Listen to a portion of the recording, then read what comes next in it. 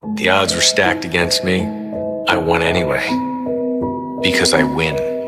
You won because you got lucky. Guys like you always think other people get lucky. I don't get lucky. I make my own luck. And in this case, it's bleeding you dry. Why do you do it? Why? Why get up? Why keep fighting? You must be able to see it, Mr. Anderson. You must know it by now. You can't win. It's pointless to keep fighting. Why, Mr. Anderson? Why? Why do you persist? Because I choose to. I just want more. I just want more. I just want to be successful, and I want to be able to take care of the people that I love, and I want to be able to, be a service. The goal, you don't want to be comfortable. I feel like as a man, if you're comfortable, that's a bad sign. No man should ever be comfortable. I think the problem is people don't really value life. I wake up, it's a blessing to be alive. Every time I pray, I be like, thank you, God, for another day of life. Thank you, God, for another chance to get it right. People died today. And that's a sign of favor. I don't think people understand, when you wake up, you're favored. The one thing that made me who I am today is being vulnerable. It's breaking myself down to the absolute rock bottom and being able to tell people who I am. And that's how I fixed it. Literally, life created this person, me. Life created me to be this person that I was back in the day. And I had to realize, man, that's okay, man. It's not my fault. Now I gotta go back and fix this though. Mm-hmm. So a lot of this isn't your fault, why you do some things you do, why you feel the way you feel. But no one's coming back to save your ass. You have to go back to where the started, wherever that place is for everybody, and have the courage to go back there and start fixing what broke you. Mm-hmm. But happiness can be found even in the darkest of times. If one only remembers to turn on the light. Everybody, when I was sleeping on the gym floor, right? I was the underdog, and everyone, my clients were all like, "Oh, good for you. You're going after your dream." And they'd see my blanket and my pillow in the corner of the gym, and they knew I was sleeping there, and it was evident. I lived there. I didn't have a shower. I didn't have a shower to go to the YMCA. I had to go shower. That everybody was like pro me, and then people would come in, they sign up like, "I'm gonna support you," right? And then within 9 months, I had hired people, and I had a manager, and I pulled up, and I remember I walked in the lobby, and all the same people were like, boss man's here. Oh, you're not too good for us now, right? And I remember being so jarred by the experience, and I was like, you guys rooted for me. And I was like, and now I did what you said you were rooting for me to do. And that was when I realized that people want you to do well, but not better than them. The energy it requires to start doing something is way more than the energy required to continue doing the thing. And the beginning of doing anything results in the lowest amount of reward, both internal and external, than when you've been doing it for ages. Every hardship that you encounter, if you reframe it as the story that you will someday tell to yourself of the person that you've become based on the dragons you've slain and the obstacles you've overcome, then I think that makes those obstacles a unique opportunity for self-improvement, because we can be grateful for these things. I think Jocko has a whole bit on this where whenever something bad happens, he says good. And I think it's a great trained response, because if something bad happens, my trained response isn't good. It's, I will tell the story someday. And so I think if you have that frame, then everything serves you. Because if something good happens, cool. If something bad happens, it'll be a story that I will someday tell. Because it assumes that you will live through it, and it assumes that you will eventually figure it out. And so then you can't lose, as long as you don't quit. Many people want to be exceptional, but they're afraid of being an exception. I think it's it's wanting an outcome without the requirement that the outcome has. And so we can't do the same thing that everyone else approves of and then somehow get a different outcome that everyone else does. If you have a belief and you can't explain why you believe it, it's not yours, it's someone else's. Admit it, you aren't like them, you're not even close. So I came up with this idea a couple of weeks ago called the lonely chapter. I f***ing love it. So there is a period in everybody's journey where they are so different because they've started to do new things that they no longer fit in with their old set of friends. But they're not sufficiently developed that they've gained their new set of friends. And they're unsure. Should I go back? Should I lean back into getting a bag in with the boys on a weekend? Is that the highest, way that I can live my life passion forward? Because that's what everybody else does. And all of my friends are taking the piss. Oh, not drinking again. Too good for us, are we? Not going out again this week. Oh, okay. Well, enjoy staying in home and reading. Fucking nerd. So you're going to feel the pain of being ostracized from the group of friends that you used to have. But you're stuck in this messy middle where you haven't yet worked out who you are on the other side of this. And that lonely chapter that's in the middle is something that I would say almost nobody that I've ever met who has gone from a place where they are to a place where they want to be hasn't gone through. You gonna leave his people be? Or you the one that's gonna find yourself a new plug? You don't mean that shit? The f*** I don't. I built this shit. Me. Brick by brick. And I'll be damned if I let you tear it down just cause you don't like the way another talk.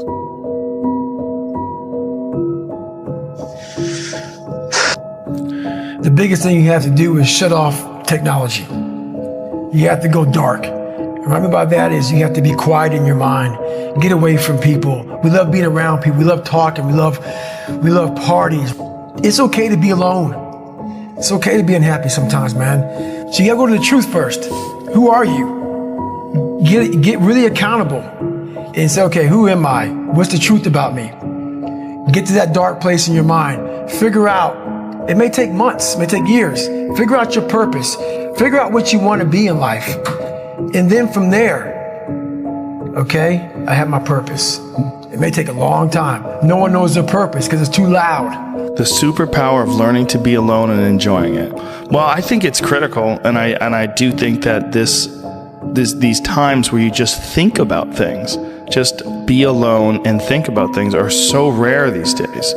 And I think during those rare times is when you really get to understand what you actually believe or don't believe.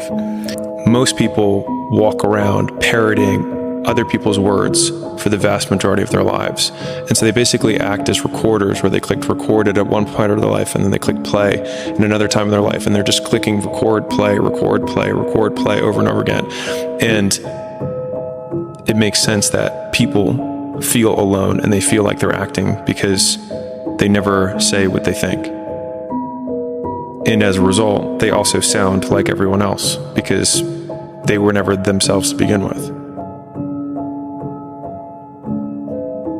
If I can just walk one more mile after being in the worst shape of my entire life, this would change everything for me mentally going forward. From this kid who came from dirt, nothing, who couldn't read until he was in a junior in high school and is now here. I walked a mile. I said, maybe I can walk one more mile. Maybe I can walk another mile. At mile 81, my ex-wife looked at me and said, you're not gonna make the time. When your mind knows it's not going to quit, and this is what I found out, this is my 40% rule. When your mind knows it's not going to quit, your body will adapt to whatever is in front of it. I ended up running 20 more miles. I did 101 miles in 19 hours and 6 minutes. And that one day changed, that 19 hours. It wasn't SEAL training, it wasn't Ranger School, it wasn't Delta Force, it wasn't any of that crap I went through. It was this 19 hours and 6 minutes that forever changed my life, to know that we as human beings are capable of anything. And we don't need any special kind of parents or tools to get there. So I end you with this. Don't stop when you're tired, stop when you're done. Thank you very much. There's 1,000 ways to say this, but listen, because I'm only going to say it once. I fought for it because no one gave it to me, because it was just me alone in the gym, me alone in the mirror, me alone in my head. No one did it for me. I worked for it, and I'm never going to let someone else take that from me. Is if right now, whoever's listening to this, if you wrote a book right now about your life and you gave it to someone, would it change their life for the better? If not, you gotta get to work. What I would tell people right now is this: There's a process to all this stuff, man. The process starts with, you gotta shut off technology. You gotta go here. So go to that dark place. I call it the dark room, where you're alone. No cell phones, no music, no TVs, no computers. You by yourself. Very few people want to be alone anymore. They want to be around noise and people, and you can't think. Be alone, go to that dark space. In that dark space, but the first advice I would give people, man, is shut life off for a little bit.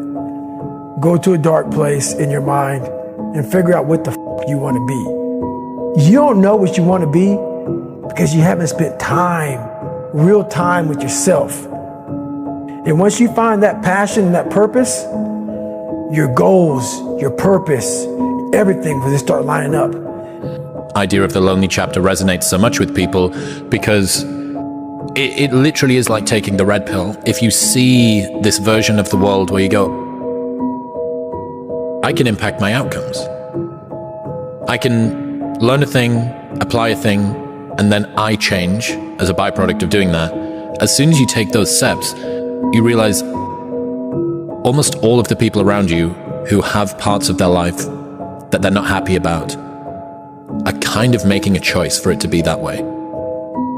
And then you go, oh, that means that all of the things I don't like about me and I don't like about my life are my responsibility because I can change it.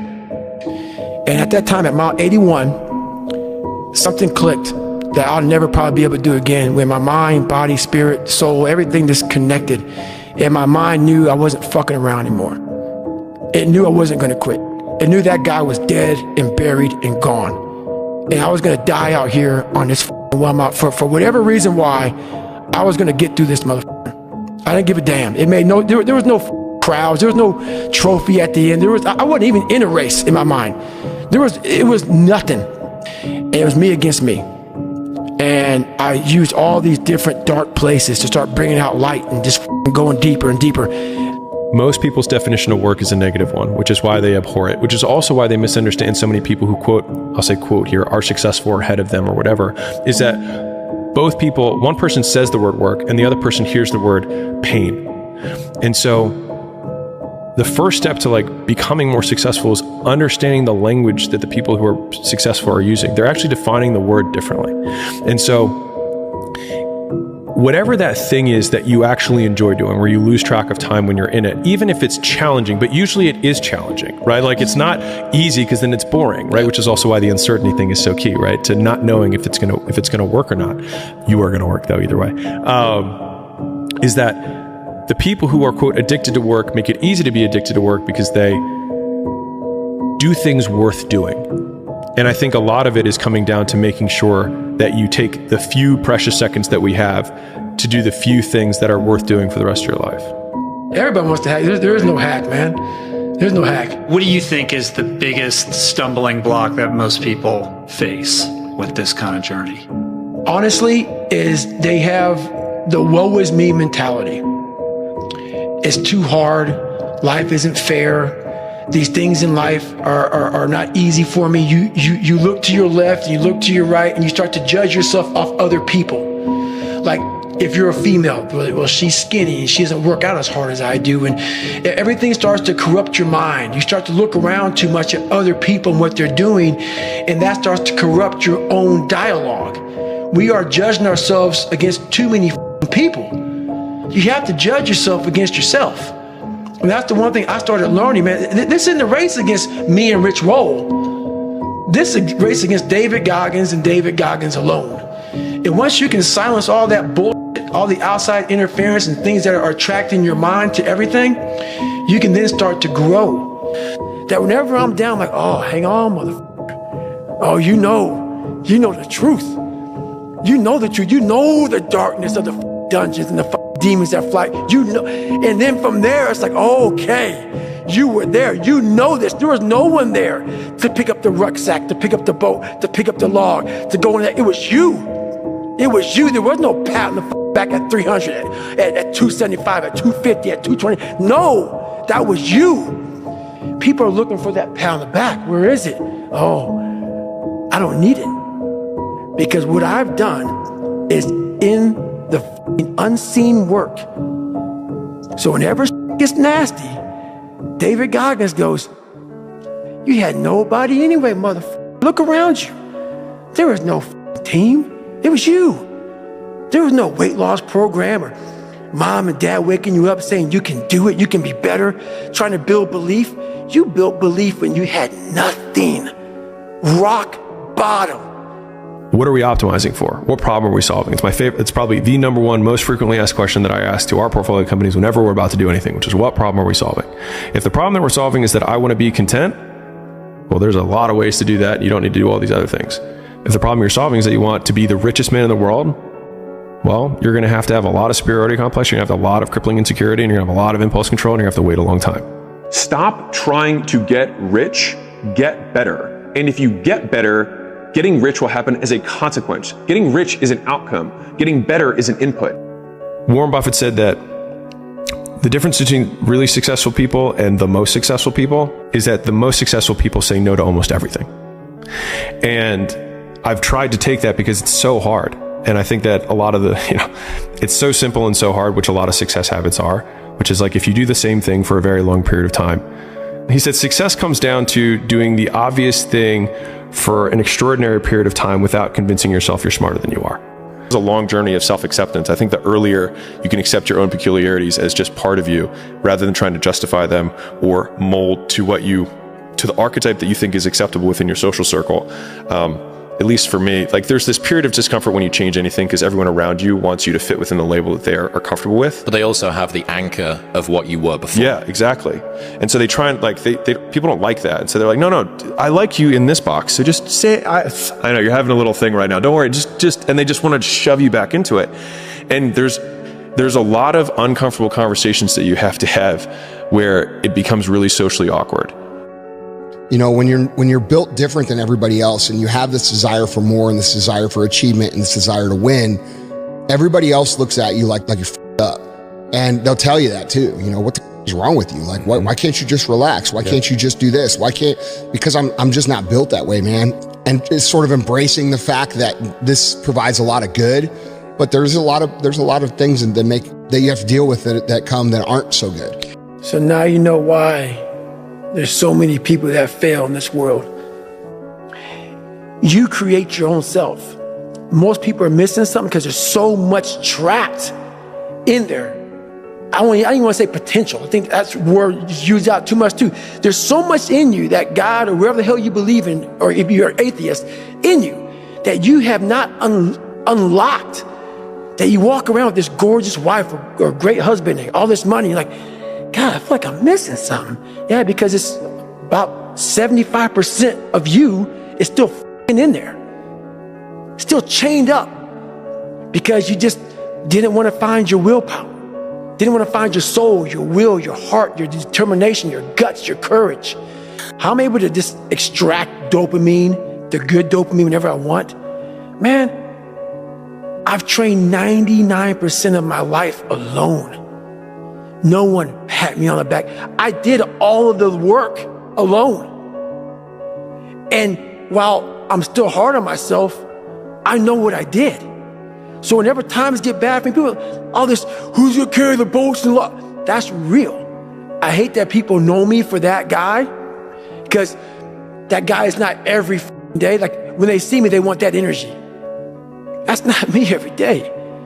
I can extract it immediately when I need to, because when you train alone, and I lived alone for so many years in this misery, and you're able to get out by yourself, I can take myself to such a level of real passion and purpose. And like the feeling I get is something I can't even explain by myself. I don't need anyone. That's why people come to me to motivate them. No one can motivate me. You're not supposed to have it all together. You're not expected to have it all together.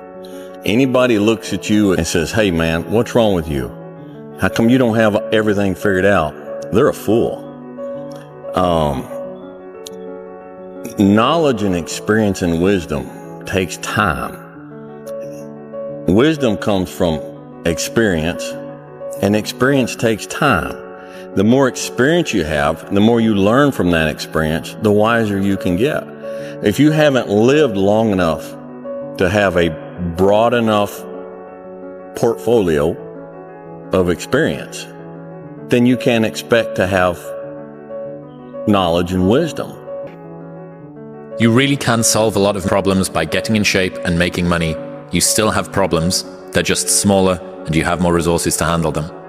The world is there for the taking for anyone who can learn from their mistakes, do what they say they were going to do, and stick with it, even if it's not sexy. What used to make a man acceptable now makes you extraordinary. The bar for winning has never been so low. If you had to create a human, what would you put them through to make them tough? It probably wouldn't be a really chill life. Yeah. What would you put them through to make them patient? You probably wouldn't give them things immediately. And so it's like we want these traits, but each of the traits has a price tag attached to it. And it's just like, do you want to pay the price tag to get the thing? And so I think if people reframe the period of life that they're going through as the price that they're paying out of their wallet, but the wallet is their time, it's the seconds of life that they're trading for it, then I think more people will be willing to make the trade. Because at least when I look at myself, like when I'm 80 something years old and I'm looking back on my life, I want to have these traits. But in order to have those traits, I know I have to go through these things. And I think for me, that's given me a lot of comfort in hard times. There comes a day, man. Everyone's going to have this day. There comes a day where being average, being mediocre is just sickening to you. It's just sickening. It makes you want to throw up because you've seen people with far less talent than you. As you're growing up with them, their childhood buddies, whatever else, they didn't have what you had. Yet now they're going to become something that you haven't. There comes that day. It's either when you're young, and it strikes you on the baseball field because you're sick of striking out, or it's when you get fired from your 5th job, and your wife and kids are on your ass because you don't know how to support them anymore. There comes a day where push comes to shove, where being mediocre, being like average and just burns. It sucks so much. You can't deal with it one more day, and you get off your ass and you create something that's always been there. It's always been inside of you trying to come out, but you've never wanted to unwrap it because there's too much pain and commitment. You were scared you were going to fail. You were scared if you started, you never finish it. You didn't want to tell anyone about it. You knew it was there, but you never wanted to embark on it until something hits. You get fired or somebody else gets success, remind you of what you could have been. And then the spark is born. And no matter what happens, I'm never going to be in this boat again. And you get up and you go, even if it gets knocked down, you just keep going. You're a wild man. And life has never been so sweet. That can happen at an early age. It can happen at a later age. It's going to happen to somebody no matter what, it's going to happen to you. And when it does happen to you, thank your lucky stars that finally you're alive. It's time to unwrap the potential you can be. Superior, man. It's within you. It's within every single one of us. And the people that have risen to that level were no different than any one of us. It's just they believed it and they're willing to work their ass off to get it.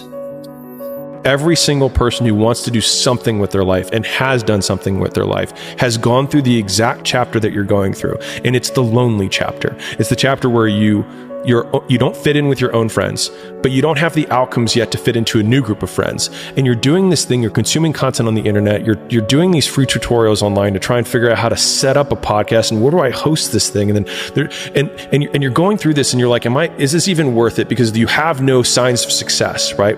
But if there's anything that you can take away from what we're saying right now is that the sign of success is the hate that you get along the way. And what you can't do is bend the knee to their hate and fit back into the conformity because it's comfortable and it's warm. Because like in the Matrix, when Trinity opens the door, when Neo's about to go take the red pill and he wants to get out of the car, she says, Neo, you've been down that road and you know exactly where it leads. And I know that's not where you want to be. And then he closes the door. Like right now, this moment that you're going through is Trinity opening the door and being like, you could go back, but then you'd have to remember exactly what the reason was that you decided not to go out to begin with, just because you listen to this podcast and you consume this content, you're like, I can do more than this. Like, because you are starting to live in some of that hell where you look in the mirror and you're like, I can do more. And you start to see the person that you could be. And you're like, this does start to feel like hell. It won't get harder. Like, this is the hardest part. And so if you can just make it through this, everything else is downhill. It's not that the things that the dragons are going to slay aren't going to get bigger. They are. But you become so much more equipped to slay them back. And you have so many more allies. You have people in the stands cheering for you. You have the audience. You have all of these other things that are behind you.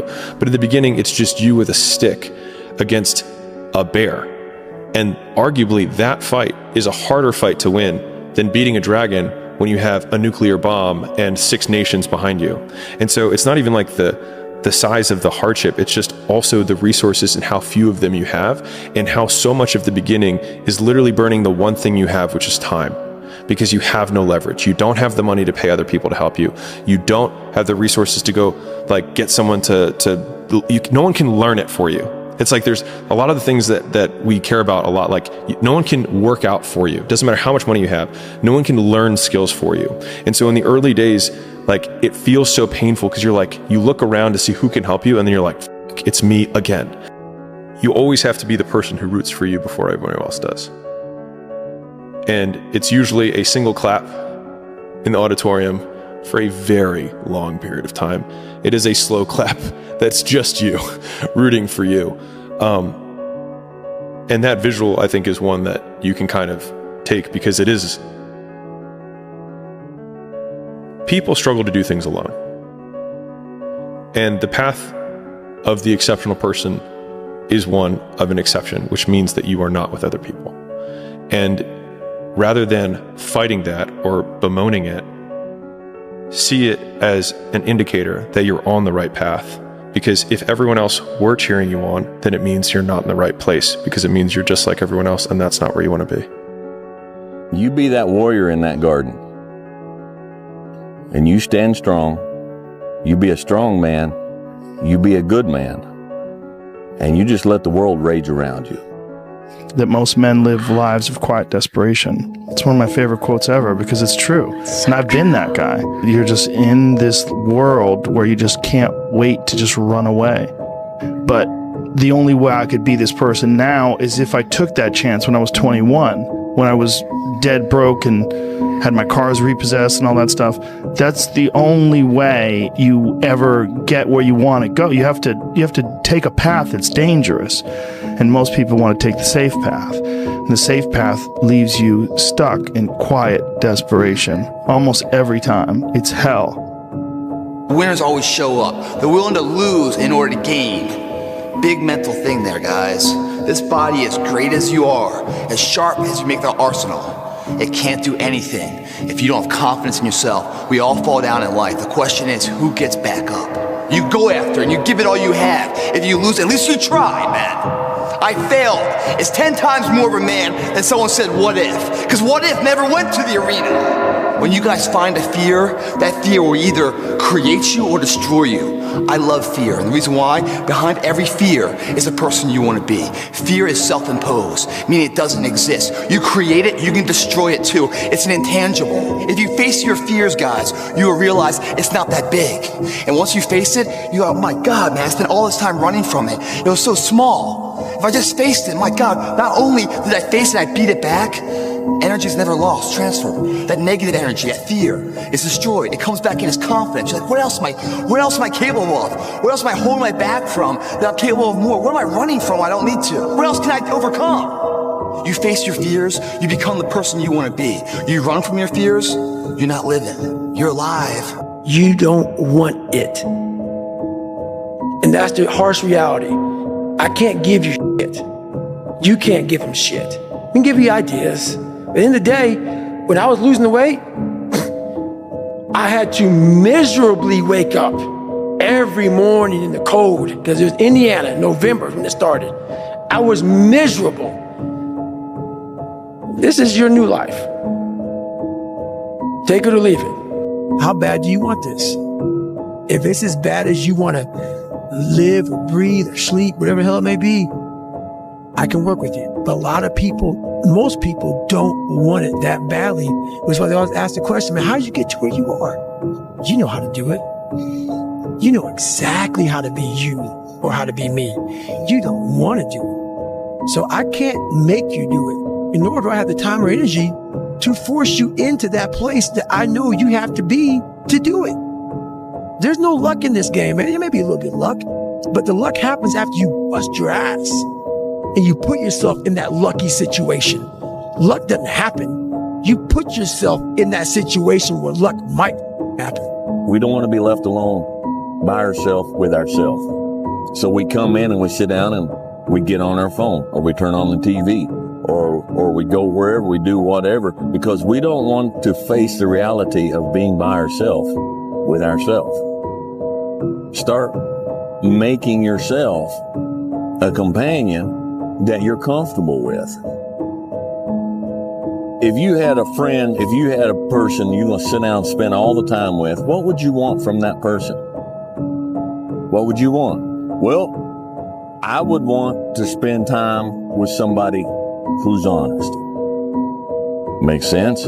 I don't want to spend time with somebody who's going to be lying to me all the time. Someone who's going to gently tell me the truth about myself. You got to face the reality of who you are. You got to face the reality of what you are. All right? And nobody's going to tell you that like you yourself will tell you that. That's not normal. Because we don't want to be normal.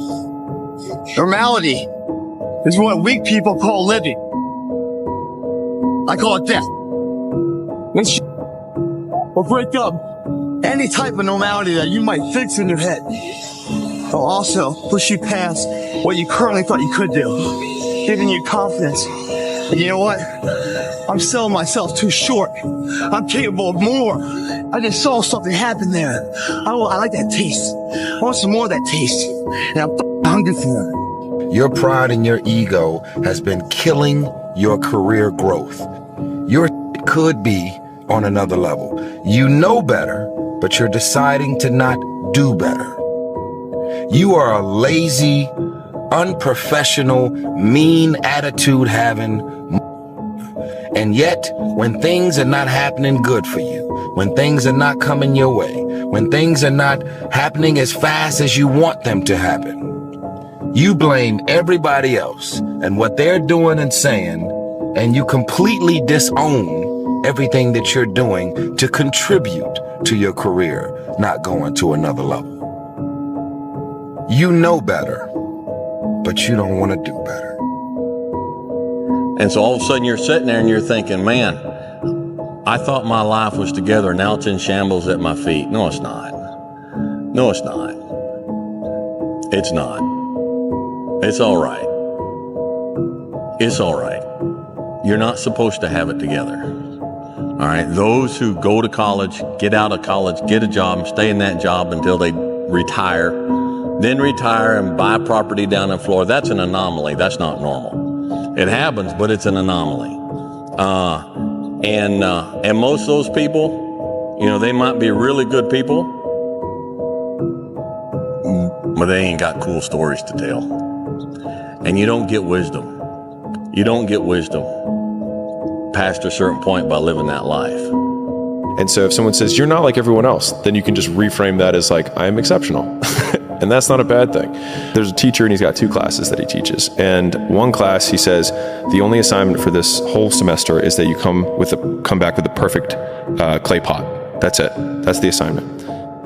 The other class, he says, your objective is to make the most total quantity of clay pots, and you'll be measured by how many pots you make. And at the end of the quarter, the pots that came from the team that had to just make sheer volume, not only did they make more pots, but the quality of all of their pots was better compared to the teams that only had to make one. And it just underlines the biggest lesson that I've learned in my life, which is that volume negates luck, is that you can try to be lucky and pick the one perfect thing and try and make it, but if you don't want to try and be lucky, you can just do so much work that you will brute force your way to figuring it out. Like if you do 1,000 podcasts, you'll be pretty good at podcasts, right? But if you try to say, okay, you're brand new, and all you have to do is make one perfect podcast. The problem is that you don't have the perspective from which to make a judgment to say what is good. Who cares? Let it go. And when you're young, that is so hard because you really don't know who you are yet, and you don't usually have the mature self-confidence to be strong enough to believe that you are unique and you are special. But don't worry what other people think. Be unique, be memorable, be confident, be proud, but mainly be you. I think it's just giving yourself permission to suck. It's giving yourself permission to be unhappy. It's giving yourself permission to not achieve while you do for a long period of time. It's giving yourself permission to lose friends. It's giving yourself permission to do things that's different than people in your social circle or your age group are doing. It's giving you permission, giving yourself permission to be an exception so that you can become exceptional. You know, we have a million and one excuses that we could go to. Fact of the matter is, we're not going to make it. They played better than we did in this series. We had opportunities to win it. Then go for us. You know, so we have to regroup. Like I said, next season starts right now, and you know, come back next season and play. How much harder will you work in this offseason now to get back to the championship? I'll push myself to exhaustion. You're not running the day. The day's running you. You always be the servant, not the master, guys. If you find a fear, the quickest, the easiest way you can beat it is initially, right when it comes in. If you allow it to sit, it will grow roots and start breaking you down, destroying the potential of the person you can be. Again, the champions, guys. It's not their potential, it's not their genetics. It's their perseverance to always show up, always willing to fail, because in failure, that's part of success. Success is not, you know, a marathon of life with just ups. Success is formulated through failures. And the only thing I won was being alone. And they think the whole life you think, oh, I'll just keep judging and keeping people at a distance. But guess what? There's this thing in the distance making you think, oh, that you win somehow, that I win somehow by doing that. I'm not saying you, I'm saying me. But then I get to the end of my life and I'll realize, you know what? I didn't win anything by doing that. That was a trick. You know, I want to be able to be as loving as I can, and I know that sometimes I have to examine relationships in my life to see where I have hang-ups. This is a video I'm making for a young man who's struggling and said he was sick and tired of being poor and didn't know how to get out. You're going to need to assume that luck isn't real or that it applies to everyone else but you, because the only way you're going to get out of your surroundings is by having something of value that other people want. And right now, the only thing you have is your time with low skills to trade, which is a hard game to play. You have to trade a lot of it only to get a little. I'd say one of the strongest mental frames that has gotten me through my hardest times is thinking this will be the story that I will one day tell. And that means the harder it is, the bigger the dragon, the more epic the story, and by consequence, the more epic the hero. And if you think about the difference between winners and losers, winners define themselves by what they made happen, and losers define themselves by what happened to them. And the difficult part of the lonely chapter is that the Rocky cutscene lasts 90 seconds in the movie and lasts 5 years in reality. That's what's painful, is that it takes more effort to start in the beginning, and more people are right about the fact, they're like, hey, you're not gonna hit it big. And guess what, a month in, you're not. But they're only measuring on months. And at 6 months, you're also not gonna have hit it big yet. And they're gonna be like, I'm still f***ing right. And at a year, you're still not gonna have hit it big. And they'll still be f***ing right. And every day that you haven't hit it, they're gonna feel like they were right. But they're wrong. Because they're measuring in days and you're measuring in decades. The more time you spend alone with yourself, the more time that you will be able to understand who you are. When I mean understand who you are, I'm talking about without any outside interference, without any friends, without any peer pressure of wanting to be like someone else. The more time you spend alone, you're going to figure out, okay, what your purpose is. And I say that because of this. God will talk to you. You start seeking in those moments of not having any outside distractions, what happens is things become clear. Clarity sets in. And you're able to make decisions not based on what you saw that day or what you heard that day or what that person may have said to you. You're able to make decisions based on how you feel internally.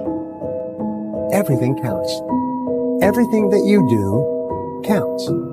The biggest mistake that people make is they think that only what they want to count counts. No. When you read a book, when you listen to an audio program, when you go to a course, when you go to bed early and get up early and you work, it all counts. If you haven't gotten what you want, then you're not worthy of it, period. And that's okay. Now you can admit that you suck and improve.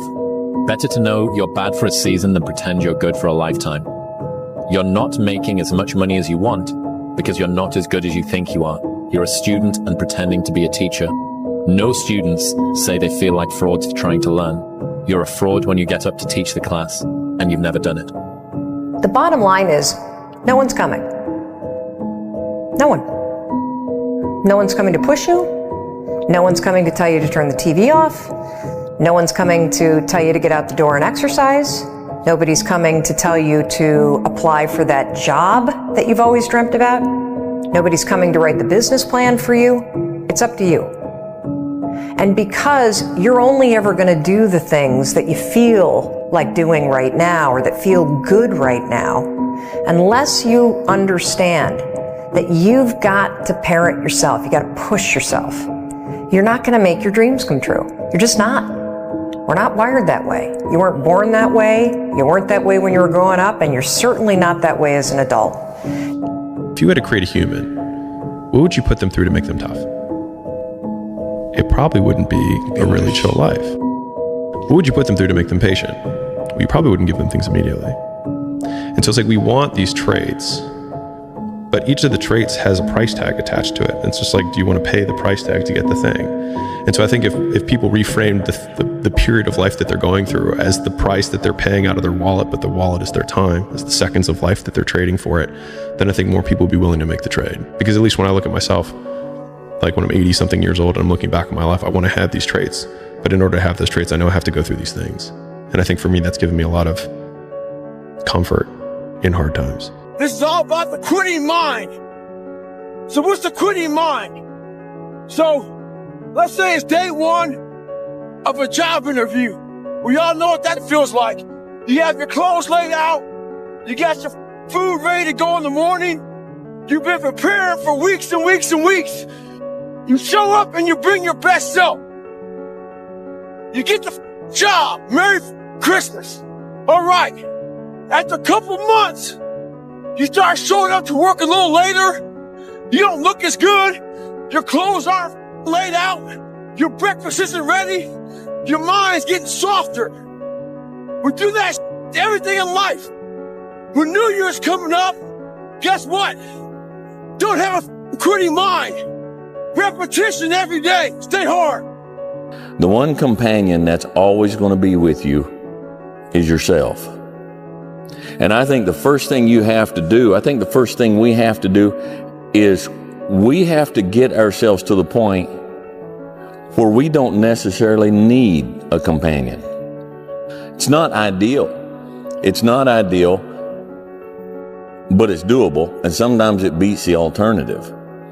But sometimes we choose less than ideal companions because to us that beats the alternative of not having any companion. And the reason why we cannot face the concept of not having any companion is because we're not comfortable with ourselves as a companion. Throughout my life, I wanted to be accepted. Growing up, I lied, I fucked what I could. Be my friend, be my buddy. That weak ass shit. I found out through this path of life, who is David Goggins? Who am I? So going through all, I did it alone. There was no trophy on the wall, on the mantle. That trophy's in my brain. No one helped me get there. No one paid my bills. No one did shit for me. No one ran those miles, lost that weight, went through it. I suffered on my own and developed this man who said, it's who I am, man. A very competitive, ultra competitive dude that take it what you want, man. You start putting yourself in situations that suck, you'll find yourself. Like everyone else, you want to learn the way to win. but never to accept the way to lose. To accept defeat, to learn to die is to be liberated from it. So when tomorrow comes, you must free your ambitious mind and learn the art of dying. You're being a to yourself, man. Not getting out there and squeezing that soul out every day. Yeah. If you grind hard, man, I ain't got time to worry about your monkey ass. I ain't got time to worry about you, man. Because tomorrow, I got to go back to the grind. And tomorrow, I go back to the grind again and again and again and again. I don't have time to put you into the hate bank. There's no hate. It's all filtered out, man, through the grind. People don't get it. There's great joy in the grind. Great joy in the suffer. It totally cleanses your body out, man, of any kind of hate. Makes you grow up. Most people are overweight, they're distracted, they're poor, they have so few skills because it has never been easier to start a business, to make money, to get in shape. It's just also never been easier to do nothing. If you haven't gotten what you want, then you're not worthy of it, period. And that's okay. Now you can admit that you suck and improve. Better to know you're bad for a season than pretend you're good for a lifetime. You're not making as much money as you want because you're not as good as you think you are. You're not struggling from imposter syndrome. You're a student and pretending to be a teacher. No students say they feel like frauds for trying to learn. You're a fraud when you get up to teach the class and you've never done it. So whenever gets nasty, David Goggins goes, "You had nobody anyway, motherfucker." So see how I'm talking myself right now? That's me. That fires me the up. That makes me nuts. You had nobody anyway, motherfucker. Look around you. There was no team. It was you. There was no weight loss program or mom and dad waking you up saying you can do it, you can be better, trying to build belief. You built belief when you had nothing. Rock bottom. Out of the 100 men that go into war, 10 shouldn't even be there. 80 of them are just targets. 10 do most of, or 9 do most of the fighting. 1 is a warrior. And it's a true quote to life. I saw it going through training. I saw it everywhere I went. There's so many people who just show up to life that shouldn't even be around. And there's a few people who do all the work. I wanted to be part of that 9, and I'm working towards being that 1. It's so easy to be great nowadays, my friend, because most people are weak. Most people don't want to go to that extra mile. Most people don't want to find that extra because it sucks. It's miserable. It's lonely. That's the only place to be. I'm astounded by how many people want to be spectacular in life but also want to be normal. By being normal, you are, by definition, aiming for average. Normal people get normal results. Exceptional people get exceptional results. You literally can't do what everyone else does and expect to not get what everyone else has got. By doing what everyone else does, you guarantee average results. You're going to lose sleep. You'll doubt whether it'll work. You'll stress to make ends meet. You won't finish your to-do list. You'll wonder whether you made the right call and have no way to know for years. This is what hard feels like, and that's okay. Everything worth doing is hard, and the more worth doing it is, the harder it is. The greater the payoff, the greater the hardship. If it's hard, good. It means no one else will do it. More for you. It's easy to give up. Hell yeah. It's the easiest thing in the world to do. All right, man, I'm done. I ain't going. I ain't gonna keep going. Yeah, I don't feel like going to work. I'm done. Yeah, man. It's easy. It's very easy. But what's hard is going, yesterday I got nothing from working as hard as I could. Nothing happened from that. I'm going to do the same thing again today, but I'm going to try to go harder.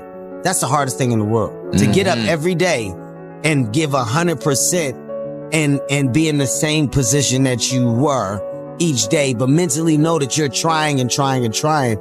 That's a real grind. Reminder that if you want to be exceptional, you're going to be different from everyone else. That's what makes you exceptional. You can't fit in and also be exceptional. Both have discomfort. When you fit in, you have internal conflict because you're not being 100% you.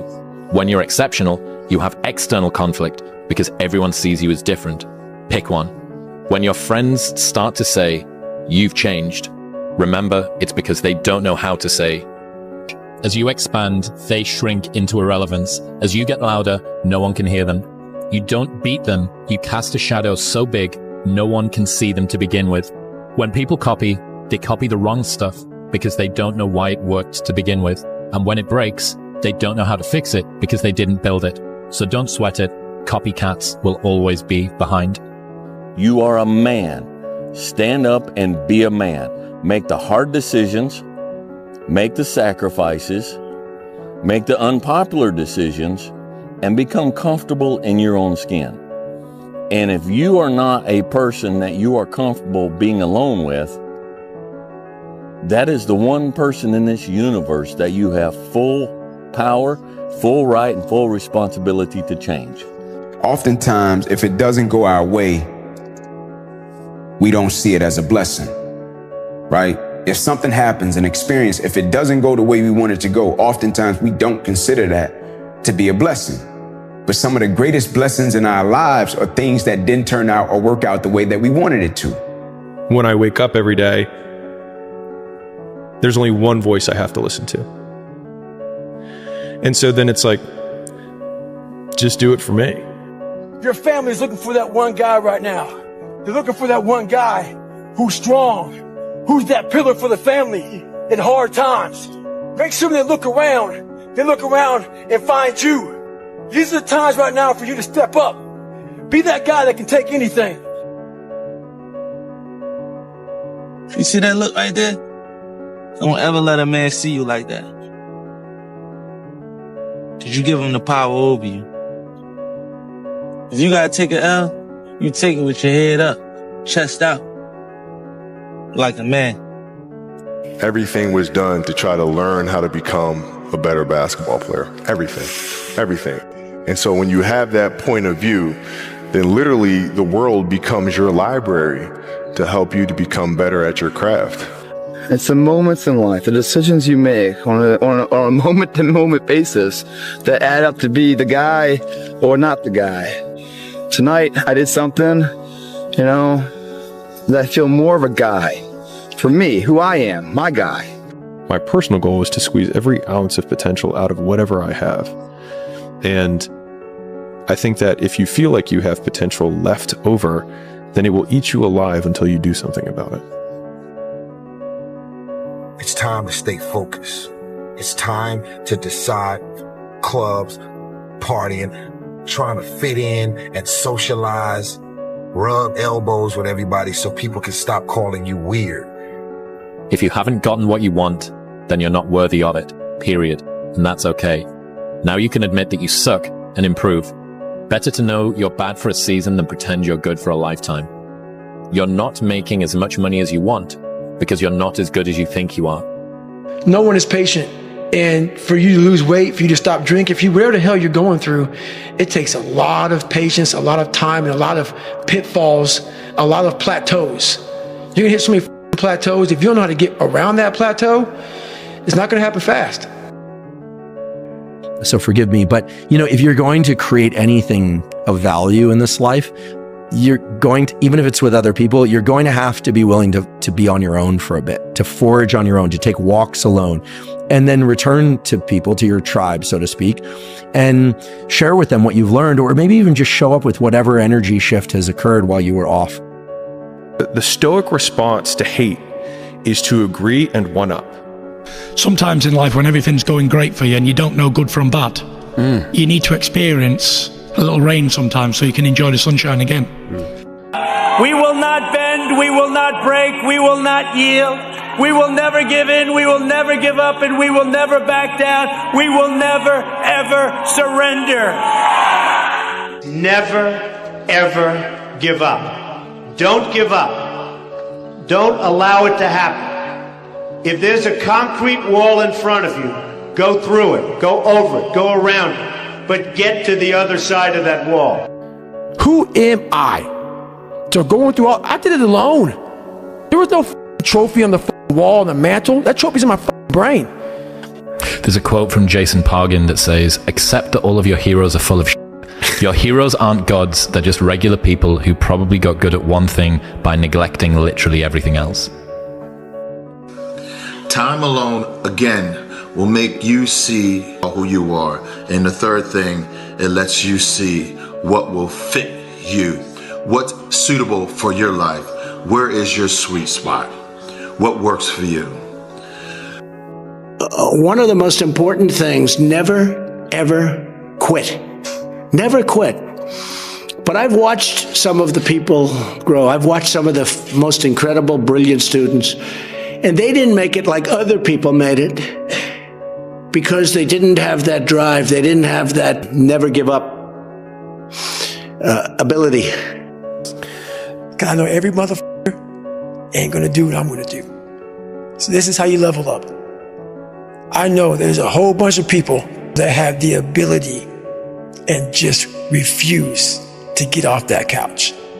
Refuse to study a few more hours. Refuse to go deeper, to go further. And that's where I gain the advantage.